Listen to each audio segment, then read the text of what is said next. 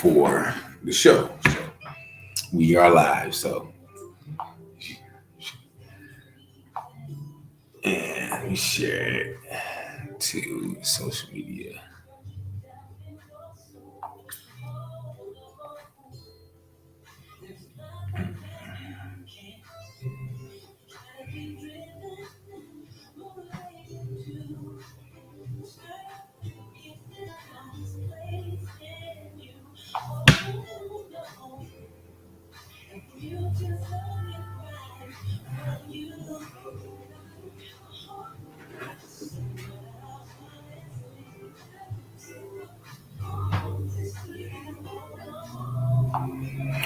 All right, so we got about 2 minutes before the show starts.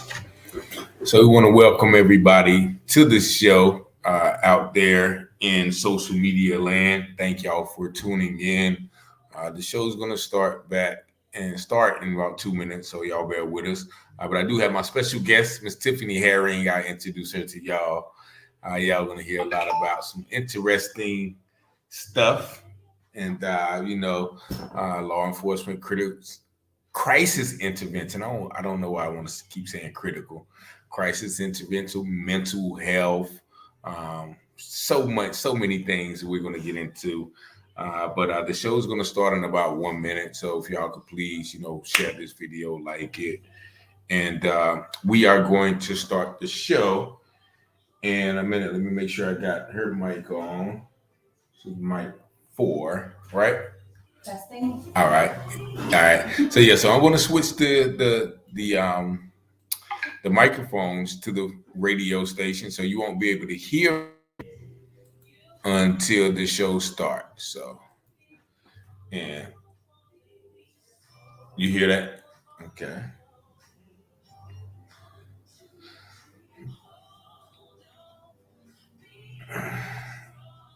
Is that too loud?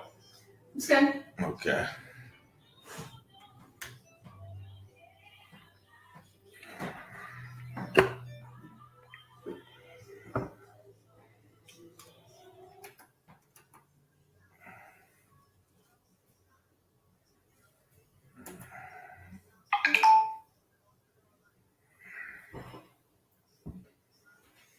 You can hear? Yeah.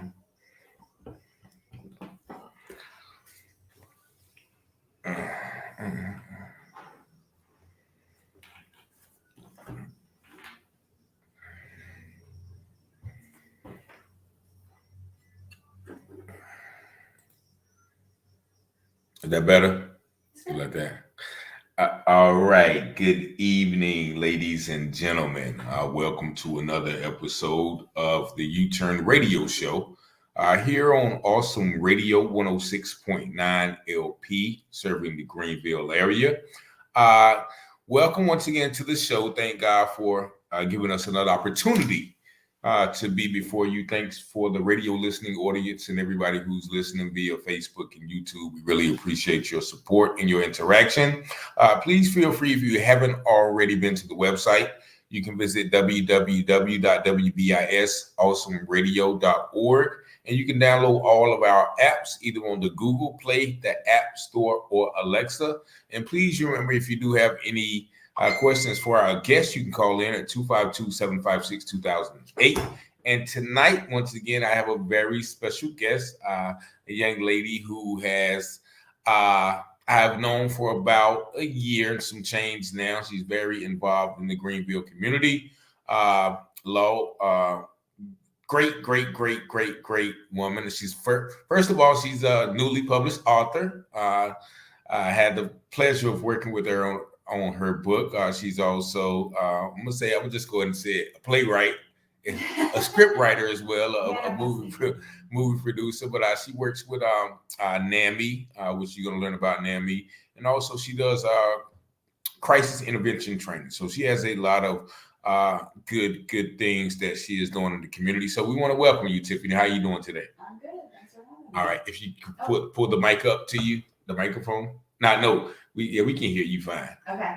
Your This microphone. one. Pull it Yeah. a little closer. Yeah, put it a Yeah. little close. So, Tiffanie Herring, where are you from? Let's get right into your background story. Sure. So I grew up in a really small town outside of Pittsburgh, Pennsylvania called Charleroi.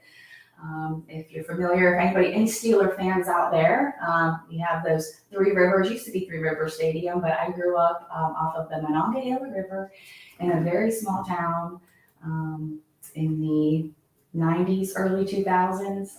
Very interesting place to grow up. Definitely, blue collar and small town, and really just it was great. And it's you said Charleroi, right? Charleroi, yeah. Charleroi, and it's about 20 miles outside of Pittsburgh, right? Yes. So now, but you told me something, I know your childhood was probably great, but you told me something about that area that had a lot of. Obviously we'll get into a little bit about my law enforcement background and my family being in law enforcement, but one of the things that kind of sticks out about that area, historically during the time I was growing up there, was really the height of the opioid epidemic. Okay. So there's a really great documentary on Hulu. It's called Dope Sick with Michael Keaton. Really kind of talks about southwestern Pennsylvania and West Virginia, some of those areas that were really affected by the opioid epidemic. Purdue Pharmaceuticals and them really pushing them out, saying that they were marketing them as not addictive during that time. And unfortunately, a lot of classmates, a lot of individuals, peers, fellow students that I grew up with are still suffering from addiction. There are a lot that are in recovery, thank God, but we've also, lost too many to both substance use and, suicide as a result to substance use disorder. So that's something that I'm really passionate about, that community, because I kind of know, growing up in an area where, there is a lot of trauma and generational trauma, things like that happening. And, really understanding why a lot of individuals may have been self-medicating with, opioids and other drugs. So definitely something that led me into the criminal justice field, because I really have always seen these individuals as people first. And I think that that's what it's all about. That's how you heal and help heal others. Yeah, and you've actually dedicated pretty much your life to helping others, and we're going to get into that. But you grew up as the daughter of a police officer, right? Yes. Now, how was that? Now, was the town small? Did everybody know your father? Like, could you not do anything because everybody knew who your father was? Like, how was it growing up as? What they say about like preachers' kids, I know. Yeah, I'm a preacher's kid. The same thing they say about law enforcement kids. We're a little sneakier. Okay. But I had seen a lot just with people I was hanging around with, places I was hanging out. But yeah, I think there were definitely those people who were like, "Shh, don't tell Tiffany, her dad's a cop," and I'm like, "No, tell me." I want to know. So I was definitely well aware of a lot of the things that were going on. If anything, it probably made me a little bit more scared to maybe try some of the drugs that were being passed around at such a young age. Gosh, it was nothing to start drinking and smoking weed at 6th grade, starting middle school. I'm sure it's even younger now, but it was just kind of the norm. There was access and I'm sure being a cop's kid did help a little bit, but I definitely saw and experienced a lot there as well. That's what I guess you kind of answered my next question, because I was going to, ask you, how did you stay away from those things? Like you said, being in the area where it's so prevalent, but also doing the age group where, you have a lot of peers and everybody wants to experiment things. How did you, so once again, you don't have to mention if you did experiment, but like, how did you, prevent going down that deep, dark road that so many people want to? I've always been very resilient. I've always been, for a cause. I was president of SAG. Not to say that I didn't do an experiment with bad things when I was in high school, but I think let's do this against drunk driving, right? Yeah, I think being involved in activities and sports and things like that really helped me stay away from a lot of the things that could have been, Okay, what did you play? That's just new right here. I played volleyball. Okay. And I played softball. I played fast pitch, low pitch softball. Gosh. Were you any good? I think I was better at softball than volleyball. Okay. I've never really been a runner, so like basketball, soccer, like anything where you have to run the whole time, not my jam. Like I love hitting the ball, like maybe it's a home run, but like you're running and you're done. It's not consistent. But I always loved softball, and yeah, just being a part of the team and really having a purpose. I think I've always been the type of person that just wanted something more for myself, you know, looking around in the environment that I was living in where I grew up. I was like, you know, there's just bigger things out here, you know, beyond just some of the things that are in this town. And I'm so proud of where I grew up. I still go home and it's just the most nostalgic feeling. I love being there. But I love being able to kind of go out in the world and discover myself and find out who I am too along the way. Okay. And you did that, I guess, when you moved down to Greenville, Greenville, North Carolina. So you came down here because of school? Yeah, my parents actually retired right after graduation, so I was kind of just out there trying to figure out where I needed to be. Where was I going to land? So my parents moved to North Carolina. I stayed back for a little while longer for a boy before I finally smartened up, and I moved down here shortly after and attended ECU. Still really wasn't sure what I wanted to do. I just knew that I probably needed a degree. So I just kind of got into school. It took me, believe it or not, and I like to tell people this, people don't think it's something to brag over, but it took me 8 years to finish a 4-year degree. My experience in college was not like most people with, you know, living in the dorm and not having to work. I worked my entire way through college. Okay. So yeah, I enjoyed being down here and so you started college at what age?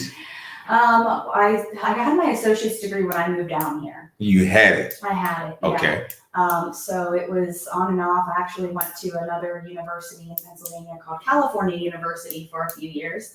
And then I moved down here and you know, it was part-time sometime at ECU. I eventually was able to quit and go full-time, but that's really what it's all about, just kind of chipping away at it. You know, it's not a race. You'll get there eventually. So how was was it a culture shock, or did you feel kind of at home when you moved here? Like how different is Charleroi from Greenville? Yeah, Charleroi is definitely very different. It's very, and there are some rural areas outside of kind of these other cities and towns as well. But I just think how absolutely rural Eastern North Carolina is. Also just a lot of military population. That was very different. And I love the mountains. I love the snow. I grew up snowboarding every weekend, going to the mountains.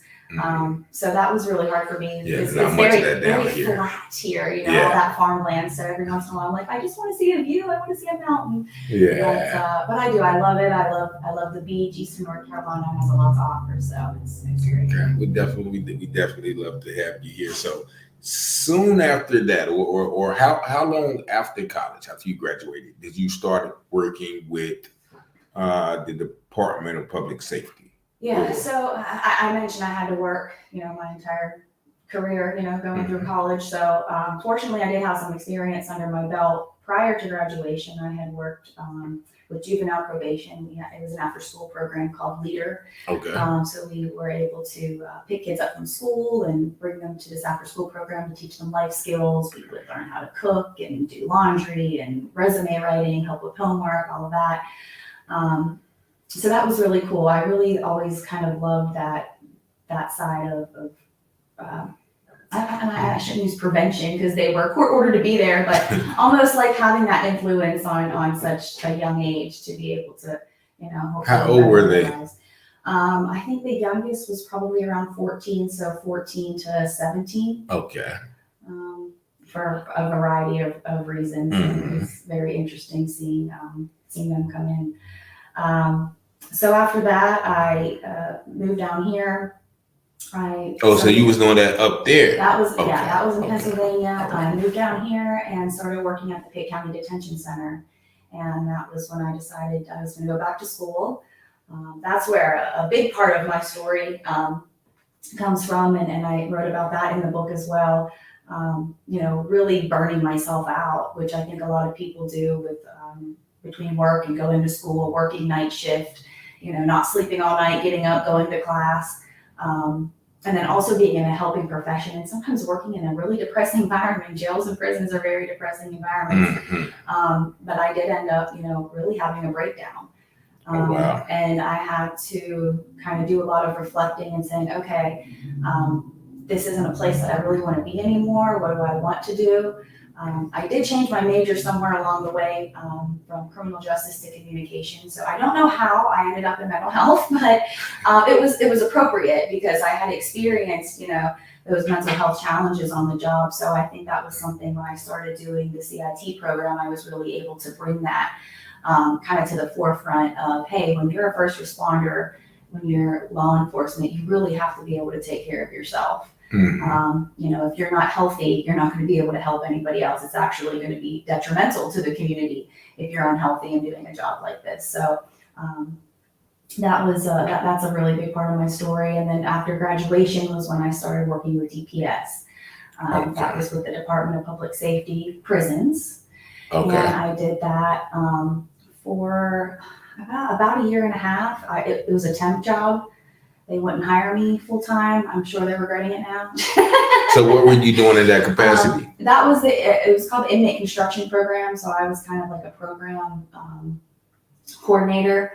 So I would go, we would have different facilities, different state facilities can actually contract with DPS prisons to have some of these inmate workers come and work on their buildings. So there might be, a building in Raleigh, I don't know, any state building. Okay. And they would go there. We might have, 3 plumbers and 2 electricians, and I would be responsible for, finding the offenders in those local facilities to go out and do work in the community. So it was definitely interesting, but I really enjoyed that too. That was really fulfilling, being able to, help these offenders build skills and interview for jobs. They had to interview. They had to kind of give me a resume, why they thought they were good. They might have experience, they might not. I'm sure I had a lot of people make up experience, but that's okay because we were getting them jobs and we were getting them working and learning a skill. That now, were they getting paid for the job? They were getting paid. Actually, the inmate construction program is one of the highest paid jobs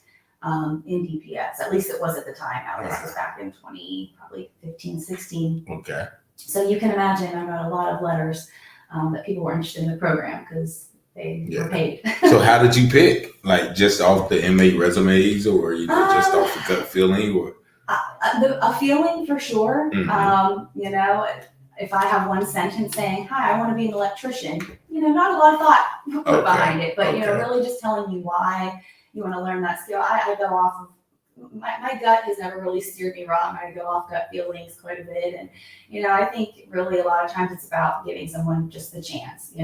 I don't want to say no to an opportunity until you've proven me wrong. I'm going to give you that opportunity until you do something to screw it up. And I mean, it happens, but we had some that would be on the inmate construction program. They'd be there for a week and they were gone. And then you mean gone as in escaped or just gone? No. Okay. Because that was my thing. Yeah, no, gone as in, they either didn't have the skill or the dedication. They just weren't easy to work with. So, we had to remove them and put somebody there that was willing to do the work. And, there were other offenders who would, be on the jobs for years. I mean, they never did anything else. So, I think it's really about just giving somebody a chance and sometimes second chances. It really, it really depends. And going back before while you was working at the Pitt County Detention Center. Now that's like the jail, right? Jail. Yeah, that's the local county jail. Okay, and what capacity did you serve there? I was a corrections officer. Like a deputy? I was a CO, yeah. CO. Okay. Worked in a lot of different capacities back there. When I actually first started, they put me in E block. I'm not even sure if that's something that's open anymore. But that was kind of with like medium custody. I didn't actually work a whole lot with the mental health offenders. I was definitely well aware of them, but I never really worked too directly with them. But I did work with a lot of like gang affiliated individuals while I was in there. And then I also got an opportunity to work booking quite a bit. I would say that's where you really got to fine tune those de-escalation skills because you have people coming in who are under the influence or just overall don't want to be in jail. Yeah, happy. Yeah, so, I don't want to be here today. Yeah, so I had plans for the day. Yeah. So, but I really enjoy working in the intake care area of that and release too. Release was all okay. Yeah, that's easy. That should be very little problems. Yeah. What do you want me to say? Yeah. So and so how long did you? and can I add to that too? Is that releasing an offender back into society too. I can't tell you how many times I've heard individuals, because this is somebody who reoffended and like, well, all right, Johnny, we'll see you next time, and why even like put that energy out there? Like, hey, we know you're gonna mess up again. We know you're gonna end up back in here. And so that was one thing that I always tried not to do was I wanted to be encouraging when individuals left. Like, and I know even now, especially with our local jail here, we've implemented so many prevention programs and been able to link individuals with resources when they leave, helping them with jobs, helping them with mental health services and doctor's appointments and things like that. So that's really exciting about, county jails now is that they do, a lot of those individuals will be released. They may not go to prison. Mm-hmm. So giving them those tools to really be able to, thrive and do well whenever they get out and hopefully reduce recidivism. Yeah, we're going to come back to that because I do want to know, like what do you think is, the best way to make that happen? And we got about 1:30 left to our first station break. But you mentioned that breakdown. How long did you work there? I was there for about 3.5 years. So how did you? And you said so you was going to school and everything. I was going to school. Yeah. Working overnight. At that time, and this is a whole other discussion of sleep. At the time we were working 2 days of day shift, 3 days off, 3 days of night shift, 2 days off. So it was night shift, day shift, and it was flip-flopping a lot in 1 week. There are a lot of studies that show that that's really not good for the human brain now. Mm-hmm. And they have since been able to, I believe they do 2 weeks of days and 2 weeks of nights, which still is kind of a quick turnaround for me. But really being able to adjust to, your brain needs that time to adjust, whether it's day shift or night shift. So that the sleep deprivation was really not helping me at that time. Just the patterns, the changing patterns. Yeah, the changing patterns. Yeah, you can't. Yeah, you're right. You can't get used to that. Like your body is a biological clock. Yeah. So it definitely takes those routines. So we're gonna come back once again. Tiffanie Herring here on Awesome Radio 106.9. We're going to come back talk a little bit more about her book, De-escalate, inmate recidivism and everything. We thank y'all for tuning in. We'll be right back.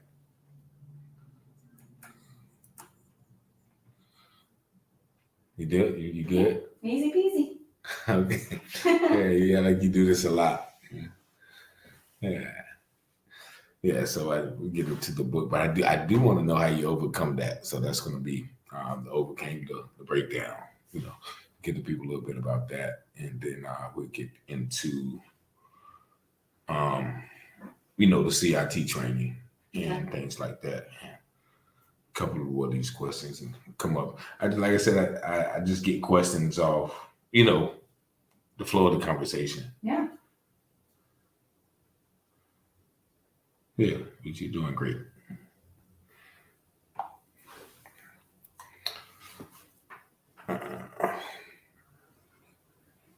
So we got about 30 and 25 seconds. Is the thing too loud in your ear? That's good. Okay.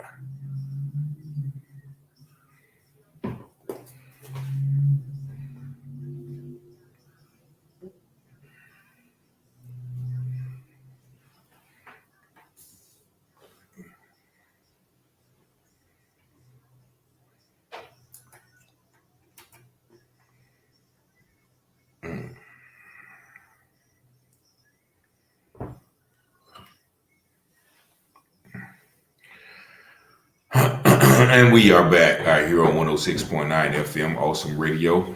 You're tuned into the U-Turn Show. I'm your host, Richard Taylor, with special guest, author, speaker, Tiffanie Herring, and we were talking about the stress of that job, working different days and going to school, and you mentioned a breakdown. How did you come out of that? How did you come out of that mental breakdown? I mean, I was, gosh, probably like 25 years old when that happened. Okay. So I learned a lot about myself in that process. I don't think a lot of people really know that they're sleep deprived. For me, I know that I was completely beyond normal function. It was really bad. Just really not sleeping at all. I had something called alarm anxiety. I think a lot of people probably have this, especially if you tend to be more on the anxious side. Where, maybe you get up to go to the bathroom and it's 2:00 in the morning, and then you go lay back down and your brain's like, hey, it's time to get up, and your body's tired, and you kind of toss and turn, and you look at the clock and you're like, okay, if I can fall asleep now, I can get 2 hours of sleep, and okay, if I fall asleep now, I can get 30 minutes of sleep, and just when your body's tired and you're ready to sleep, what happens? The alarm goes. Yeah, time to get up. I've actually experienced that. I didn't know there was a scientific name. I don't know if that's the scientific name. I've always called it alarm anxiety because it is just a real thing, and I've talked to so many people about that. For me, and obviously, I will do whatever I need to do to earn a paycheck. But for myself, I just kind of set boundaries for myself. I want to work an 8 to 5. I don't want to work overnight. I don't sleep well during the day. There are some people who can, put out some blackout curtains and an eye mask, and they're gone. They can sleep all day. That was not me. I really had a hard time sleeping during the day. So I think it's a matter of knowing yourself and knowing your body. Also, I need 7 to 8 hours of sleep a night to be able to function. You might be able to operate off 3 or 4. Everybody's different. I've heard of that too. People who can operate off of very little sleep. I'm not one of those people. Okay. So you need your 7, 8 a night. Yeah, finding out exactly how many hours of sleep is going to help me, feel rested. I was on anxiety just to kind of give you an idea. Okay. When I worked at the detention center, I was on Ambien, Flexeril, Tramadol, and Xanax.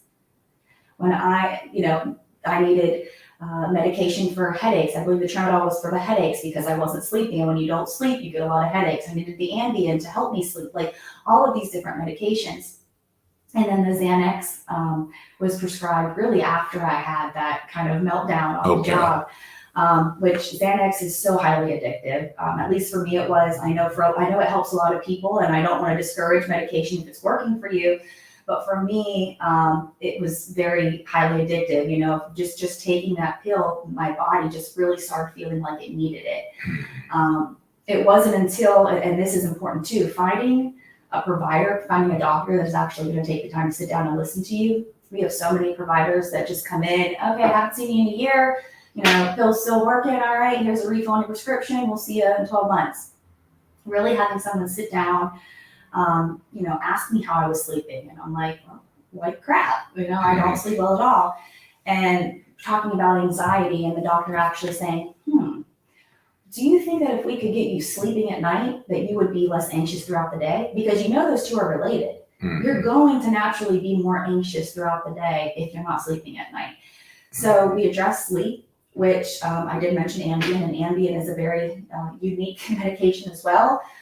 For me, it's one that I would take, wake up, not remember what I was doing. I would drive to Sheetz. I would get me a snack. I would come home. I'd wake up the next morning. Who was eating the Snickers in my bed? Where did this come from? Oh, wow. Very blackout. It's kind of what do they call it? Like a hypnotic. Okay. So that was really scary, that medication. And that's the thing too, is trying to find the medication that works right for you. What works right for one person might not work for you. We're all made up of chemicals, we're all one big chemical formula, and it might take a unique, kind of approach. But really, when we were able to address sleep, and I did go on another medication for sleep, that's been helping me for the last 4 or 5 years. And I've gone off all anxiety medication. Not to say that I wouldn't go on it again if I needed to, but I really found what worked, and I found a doctor that listened to me. And it took time. It can be a frustrating process trying to find the right doctor, trying to find the right therapist. But when you do find what works, that's what it's about. It's about quality of life. Okay, that's good. So you overcame that. You started working with the prison for a while, right? Doing the inmate construction project. Mhm. Then what was your next step? So I went to the Governor's Crime Commission for a little bit.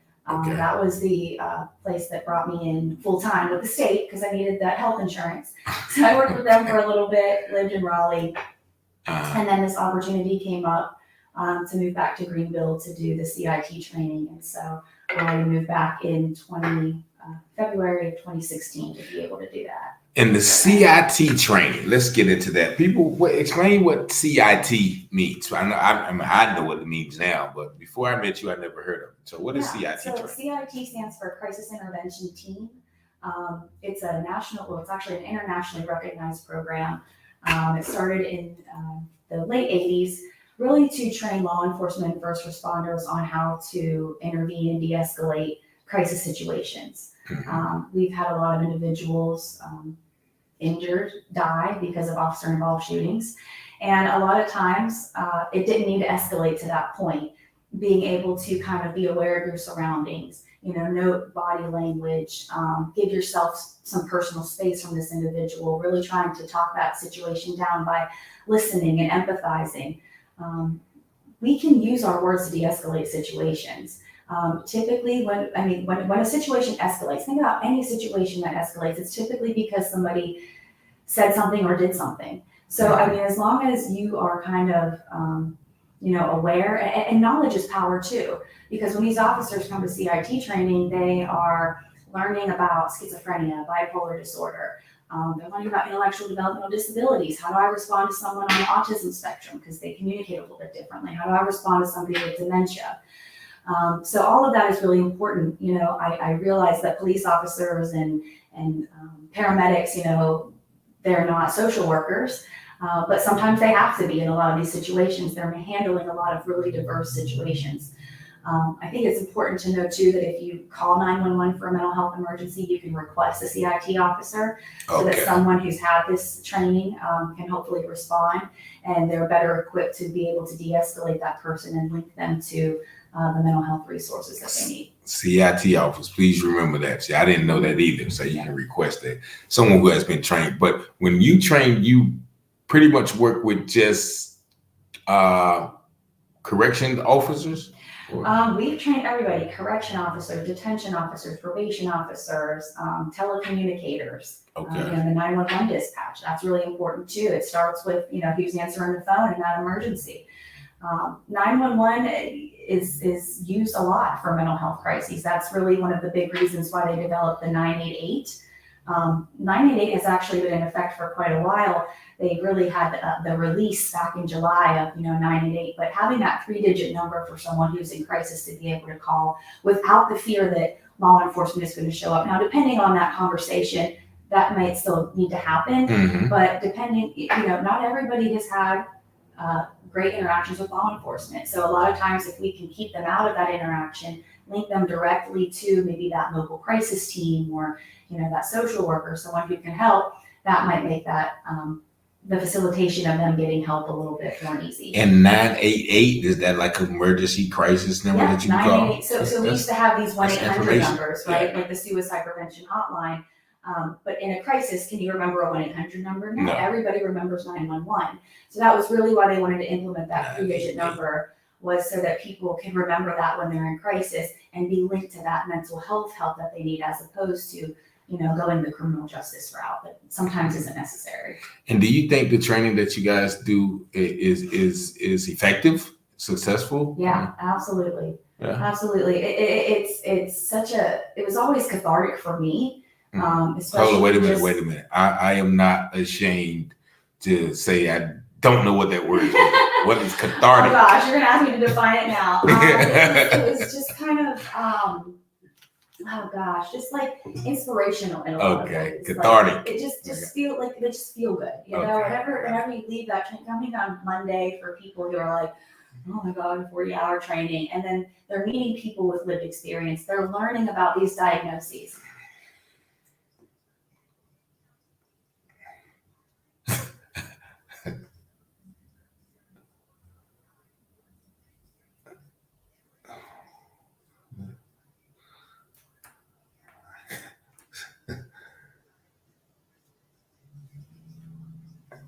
she was messing with it the whole time. So evidently she messed something else. She did.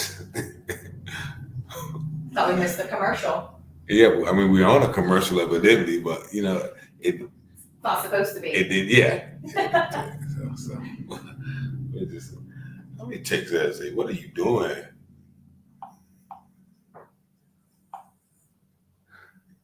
You see,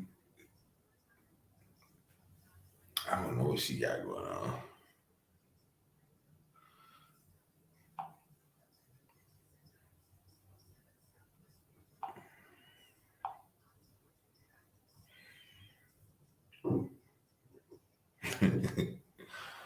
That was weird. Okay.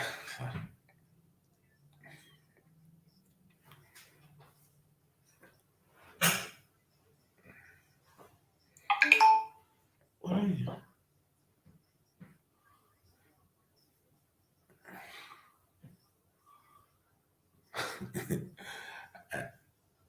I think she was trying to put that commercial in, but just put it in a little bit before, because that commercial wasn't up there.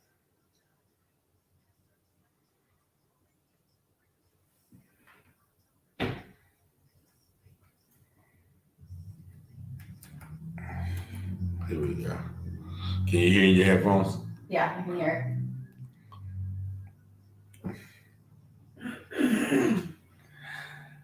And we are back here at Awesome Radio 106.9.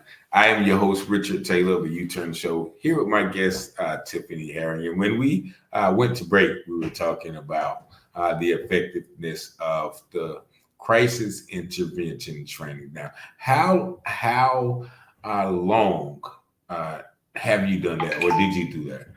I did that for about 4 years. Okay. And, not only providing the resources and the information during training, but also, like you said, getting the feedback and the effectiveness of training.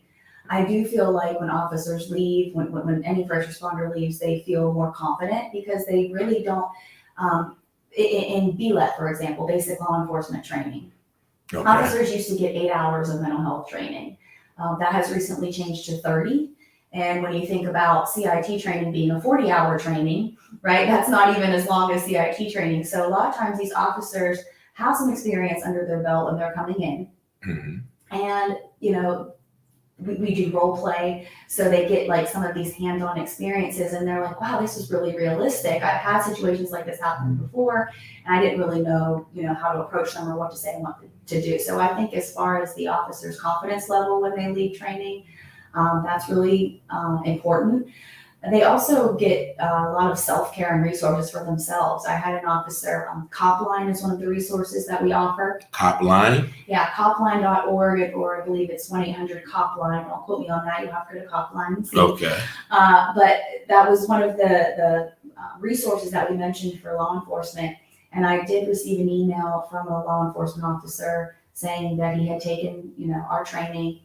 He had been involved in an officer-involved shooting, and he had been. They released the body cam footage that day. So when you think about everybody being able to see that footage, he watched it over and over again. And when you watch something like that, what you're doing is traumatizing yourself over and over and over again. We see so many things on the internet and on the news every single day that is true or can truly be traumatizing to us. He said he didn't know how to feel. He felt like he was having like a panic attack, kind of in crisis, didn't know what to do. But for some reason that cop line popped in his head and he was able to call and get connected to an officer in another state who was retired, who had also been through an officer-involved shooting. And that kind of became like his peer support. Okay. So he had someone, with lived experience to kind of walk him through, who would walk the walk and talk the talk. So also saving lives for law enforcement and other first responders, because they are also at a really high risk of suicide, substance use disorder, all of these. Sometimes we think it's, us and them, but we are just as susceptible to some of these things happening to us and within our own families as well. I hear that. They say law enforcement, I think, has the highest rate of domestic abuse, if I'm not mistaken. I think that's one. Yeah, they are not immune from it. When you think about the things that they see, stress, and especially, there's a saying about trauma that expecting to be in a career like law enforcement or maybe being a trauma nurse, right? Mhm. It's like walking through water and expecting not to get wet. It Okay. can't happen. Yeah. Like you're going to see things, and some of those things might keep you up at night. Some of them might be triggered by, if you see this car accident and it was, really gruesome. Maybe you're having issues driving or driving down that same street. So Yeah. it's likely that if you're going to be in a career, the average first responder only stays in the profession about 6 years. So first responder meaning law enforcement or medical? I'm kind of grouping medical. law enforcement and EMS Okay. and all of them Okay. into one because they're all seeing Yeah. that trauma on a regular basis. Yeah, and I'm squeamish, so I don't think I could do any of them. Yeah, and I think that it's becoming easier to talk about getting help. There are some really great therapies for PTSD. Which is obviously our veterans in law enforcement really experience quite a bit, but EMDR therapy, eye movement desensitization, reprocessing, trauma can be treated in some very little, a few appointments sometimes. Mhm. It really depends on the person, but trauma is becoming more easy to treat. So I think just recognizing that you need that help, reaching out to your doctor, provider, therapist, and actually, making that a priority because you don't want it to affect your home life, you don't want it to affect your mental health, and you don't want it to affect, how you are on the job. So Mhm. mental health is very, very important with our law enforcement and first responders. That's good. And one more question about this, because I definitely want to get to the book, the Simply De-escalate, and also your NAMI work. What is the most important thing do you think between inmate and prison guard or prison official? What is the most important thing to make that relationship work or less stressful? Yeah. What do you think? So obviously there's a lot of fears working inside of a prison. Mhm. I think that as a correctional officer or as somebody working inside of a prison, policy is always on your side. Mhm. I think it's also, it does take some dedication. You are dedicated to look after the safety of these individuals who are in your care and your custody. If someone asks for a simple request, hey, do you know when my court date is, or hey, I need a roll of toilet tissue. Mhm. Just having an officer saying, okay, yeah, I'll get that for you, and following through. Yeah. Or if it is something they can't do, hey, you know what, I really can't do that. Or maybe it's something with that, that's a reasonable request, but it's not in their policy. Hey, I don't really know. I can't promise you I can do that, but let me see what I can do. Mhm. These people are inside of a facility. They don't have access to a lot of these things. And simple requests and acknowledging them, treating them like human beings, being respectful. Respect goes both ways. I know when I worked inside a facility with both men and women, as long as I was being respectful and following my policy, I never really had a whole lot of issues. As Okay. far as the few times that I did, again, just keeping those de-escalation skills in mind and keeping, reminding myself this isn't personal. This is business. I can't take it personally. I don't want this person to cause me to get angry because then we're just going to be battling, and that's not going to help anybody get anywhere. Definitely. And I don't know why my comments are just showing up, but hello, Felicia, met you. My mother said, I guess that's a lot of medicine. I think you were talking about the medicines. Um, she said Kendra Ray, and that's actually her brother was killed in a few years back, but it was in Wilmington, Delaware. Jeremy McDowell. She said, how are the officers picked for CTI training? Do you have any officers who are totally against the training? That's a good question. We really want officers in this training who have a knack for this, who are naturally already going to be good communicators. There's a few different models that are taught across the country. There are some people who say this needs to be taught in DLET, right? Every officer needs this. But I believe that there are officers who are born communicators, who are better at having those conversations. And then there are officers who need to react and respond. If there's a bank robbery, I want that person that's not afraid to go in and get the bad guy. But a lot of times, and the majority of these calls that officers are responding to, there isn't really a bad guy. It is, a person in crisis, or it might be a dispute, right? Or some type of domestic situation going on. But we really like officers to volunteer to come through that training. So it's not mandatory. It is not mandatory. Okay.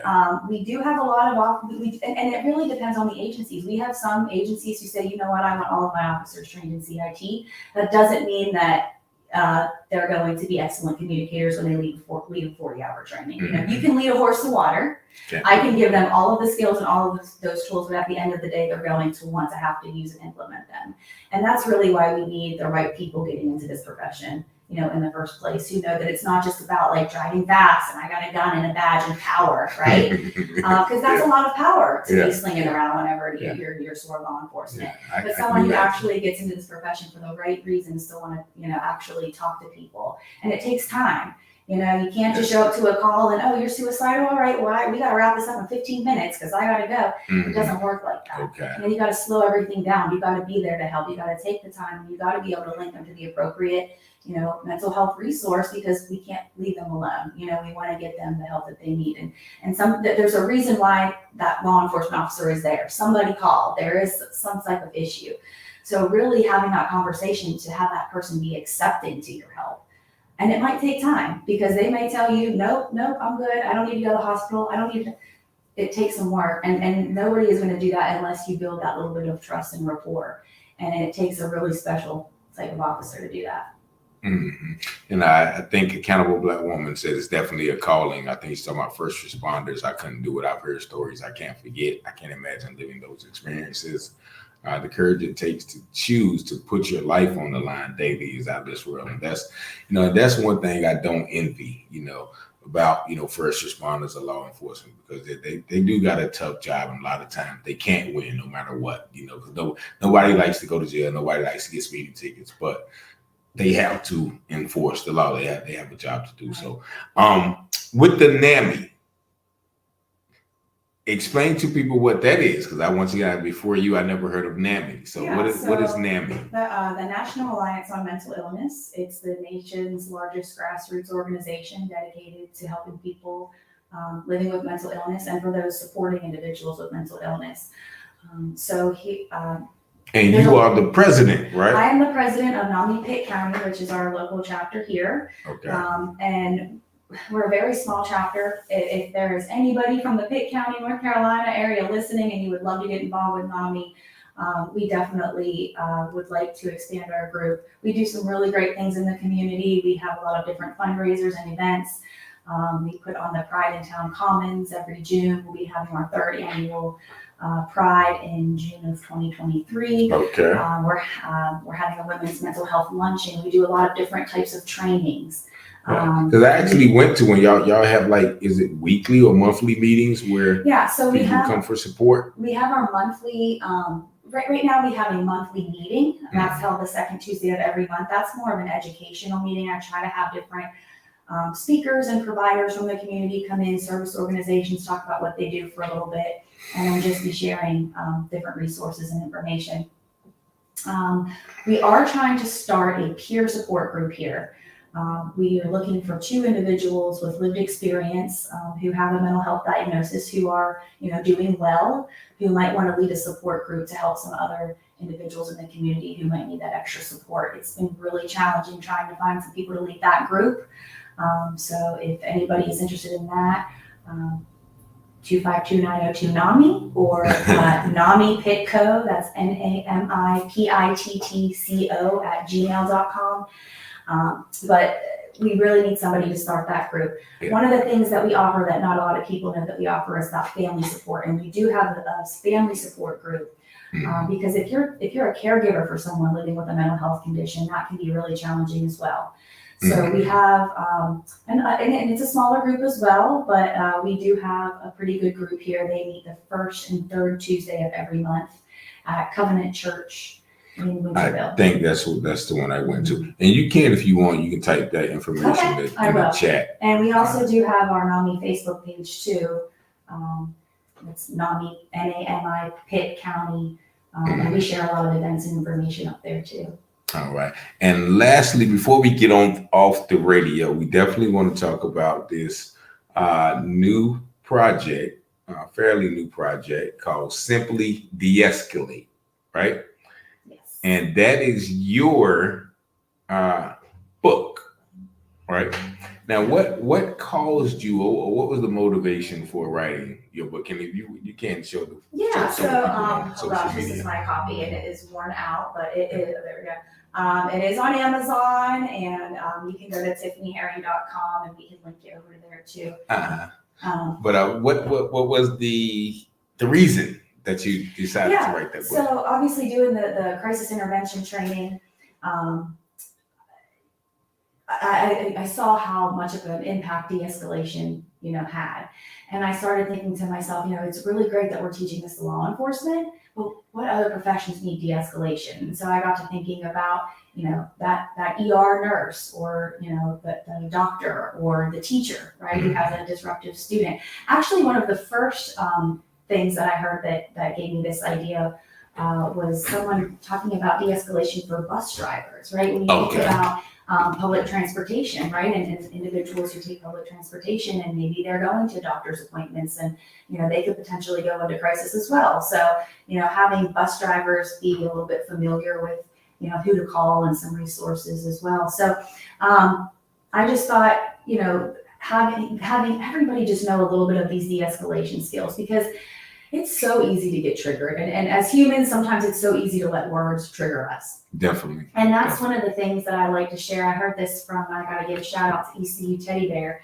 ECU Teddy Bear. ECU Shout Teddy out to Bear. ECU Teddy Bear. Reconnect for Resilience. It's a wonderful training. And one of the things that I took away from that training is you have to have your thinking brain on before you can help anybody else. So if you're seeing my hand motions, I know that some of you probably won't be able to see who are listening. But when you think about someone flipping their lid, right? Picture kind of the palm of your hand as the amygdala, and then, make a fist. And when you have a fist, that means that your thinking brain is on and you're ready to learn. Okay. You're ready to communicate. You're ready to talk. But when somebody triggers you, you go into fight or flight. And your amygdala is kind of like a siren in our brains. Okay. And that's kind of where we want to fight, right? We want to either run away, we want to get out of there, or we want to start to fight. And if we approach someone as a first responder who's kind of offline, they don't have their thinking brain on and they're in crisis, and we're going to come in and we're not going to have our thinking brain on, we're going to be escalated, no one's going to be able to communicate. Yep. So as the person who's de-escalating, we have to actually say, okay, let me overcome these words that are making me upset, overcome these words that are making me feel some type of way. Let me get rational, right? Because if you can get rational in your thinking brain, you can usually de-escalate this person. Again, with some of those tips that we talk about, body language, personal space, empathy, rapport building, high conflict people, right? Some people are just more high conflict than others. So, how do you talk to somebody like that? One of the things that I think stands out a little bit differently, and we've kind of touched on today, is, if you're going to be someone who de-escalates another individual, you have to be in a good headspace as well. You have to be mentally well. So there's also a chapter on self-care, which I think is really important. What do you do to take care of yourself, right? How do you get your mind off the job? How are you taking care of your body, right? All of those things are going to be really important too. Yeah, and you mentioned meds, right? Explain to people what meds are. Yeah, meds, MEDS, that stands for meditation, exercise, diet, and sleep. So meditation, a lot of times people think like patchouli oil, Birkenstocks, like that's not the case, right?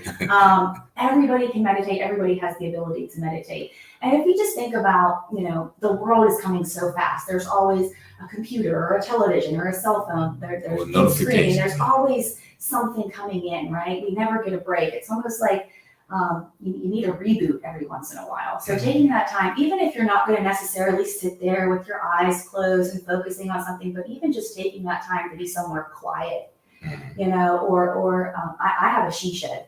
I love my she shed. That's my spot. Like I might not be sitting out there meditating. Sometimes I do, but sometimes I might just be out there. So you do meditate?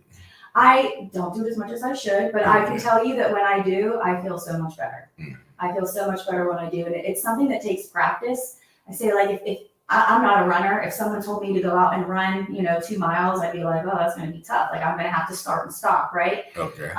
And the mind is meant to think the same way, that the lungs were meant to breathe, right? Your brain is going to think, even though you're in a quiet space, thoughts are going to come in. I know some people who are meditating who even cry just because they're actually alone with their thoughts, and that doesn't happen. But that doesn't happen very often for us, but it can be very therapeutic. You can come to a lot of different revelations about yourself. Mm-hmm. And if you actually look after meditating, usually your blood pressure, heart rate, those things have decreased as well. And it can really bring a lot of calming and soothing effects and release those good chemicals from your brain. Exercise, we all have to do it. All right, one second before you get to the meds. We got about a minute and 15 seconds on the radio. Okay. So for our radio listening audience, what is, what if you had to say something in this time frame to them, what would you say? Yeah. I would just say that if you work in the business of people, it can be challenging no matter what you're doing. Maybe you're someone who works in like a social services field, but you might just be a customer service representative. You might wait tables, right? Yes. There are always going to be people who are upset, and how you respond to them makes all that difference. How the words that you say, the things that you do, the way that you look, all of those things play a key role in how this person's going to respond. So it's very tactical. So learning these skills, whether you learn them from me or learn them somewhere else, they are very beneficial just for life and for, communicating in overall relationships. All right. And we are going to continue this interview because I do have a couple of more questions, but I want to thank our radio listening audience for tuning in to Miss Tiffanie Herring. If you did want to, once again, reach out to it, you can go to TiffanyHerring.com, and that's Tiffanie, IE. Yes. Herring.com. But thank y'all for tuning in 106.9 FM. We're going to be right back with you next week.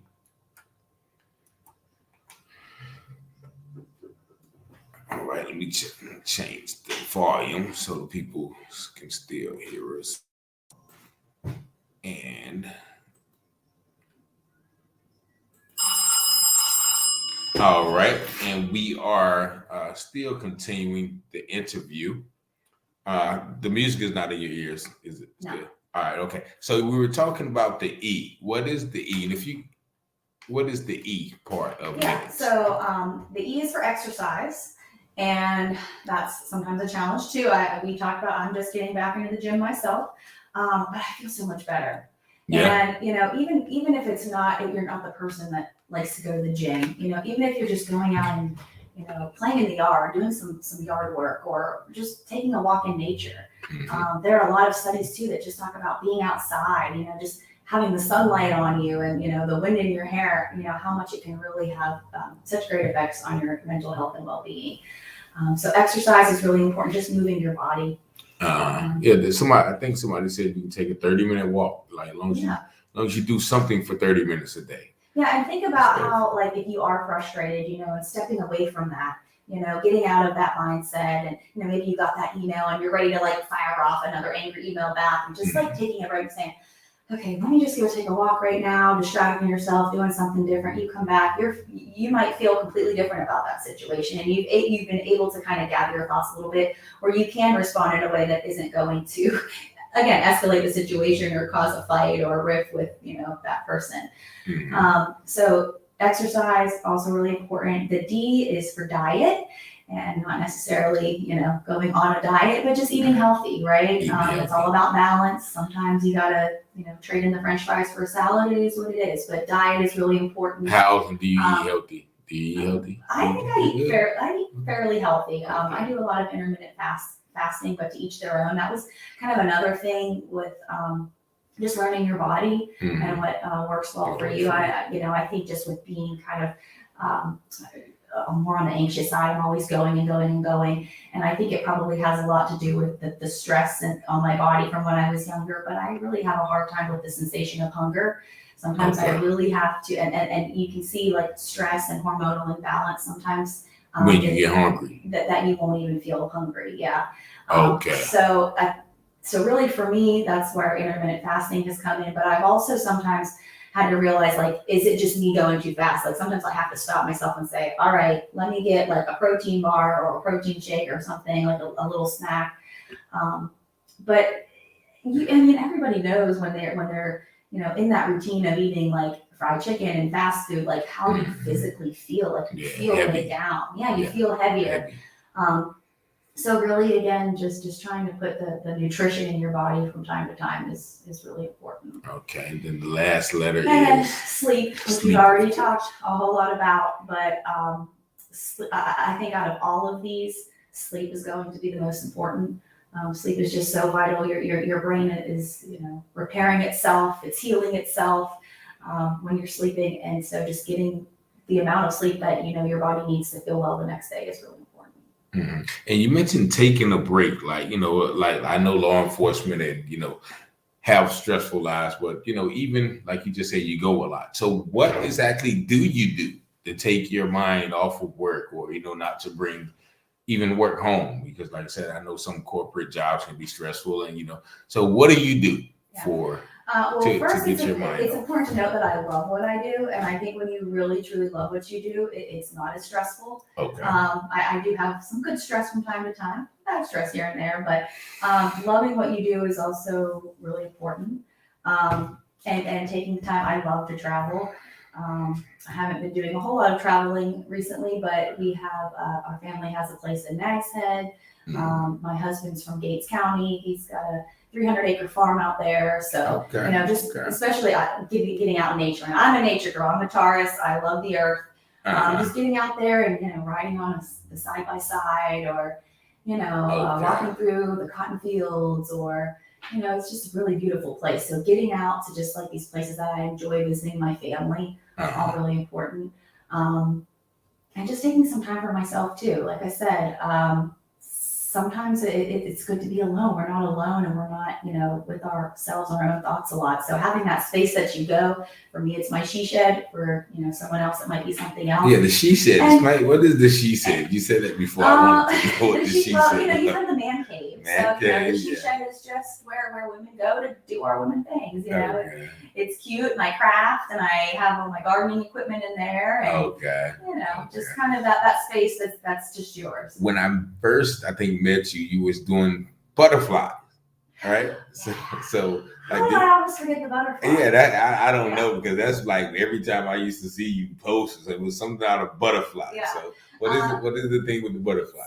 So again, just with learning my husband's family at the farm and learning a lot about what they do and nature up there, and they are all about conservation. So they planted a lot of different plants to attract butterflies. And so my husband's my mother-in-law, before she passed away, that was like kind of one of the things that we would bond on, where, what can I plant to attract butterflies to my yard? And so she taught me to plant parsley and plant dill, and that's going to attract swallowtails, and they'll lay eggs, and then they'll eat the dill. And then I would put them in enclosures to keep them safe from like predators and things like that. And so then that's a really fun hobby too, because I get to watch these, little teeny tiny eggs hatch, and then they turn into caterpillars. And then a week later, they're these big fat caterpillars, and they eat. Sometimes it's hard. Sometimes I'm looking for parsley and dill and herbs to feed these guys because they eat so much. But then being able to actually keep them in a habitat where they're protected from predators, watch that whole process of like creating their chrysalis, and then 10 days later they're kind of hanging there. They don't even seem like they're still alive, right? And then next thing you know, there's a little crack, and then you see these beautiful butterflies emerge. And they don't look beautiful when they emerge. It takes some time. They hang out there, and the sun will dry their wings. Their wings slowly start to get bigger, and then I release them. And that's, kind of feeling like the butterfly mom, and I'm doing my part to save the butterflies. So that's a really fun hobby. Does every caterpillar turn into a butterfly? Every caterpillar turns into a butterfly. So some are moths. But interesting, it depends on what you plant. So milkweed, for example, a very difficult plant to find, but milkweed is the only plant that monarch butterflies will lay its eggs on. So I have a lot of milkweed planted throughout my yard. I see a lot of monarchs, and then I'm able to feed them and watch them grow. I released 2 today. A little late in the season, but it still is really, really fun, and just brings a lot of joy and meaning, seeing these little tiny things go through that process of change and become, these ugly little caterpillars to these big, beautiful butterflies.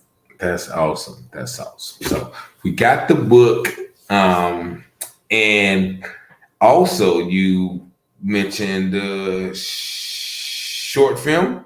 Yeah. And I don't want to put it out there too soon. So. No, but putting it out there is really what it's about. Because the more that I start to put ideas, and I think at any time you start putting ideas and things that you're passionate about, speaking them out loud and talking about them, hopefully, a lot of times make them come to fruition. So I do have a short film that I wrote.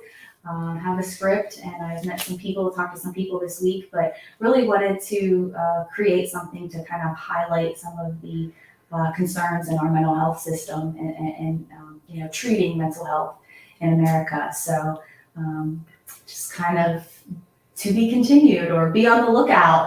That's something that's kind of my next project. But definitely have a passion for mental health and getting a lot of this information out into the mainstream. Yeah, because actually, like through the whole interview, and I think I realized one thing: you have a passion for people in general, like whether it's people going through mental health, or people who are incarcerated, or just people in general. So, I definitely want to commend you on your work and your continuous fight for people's well-being.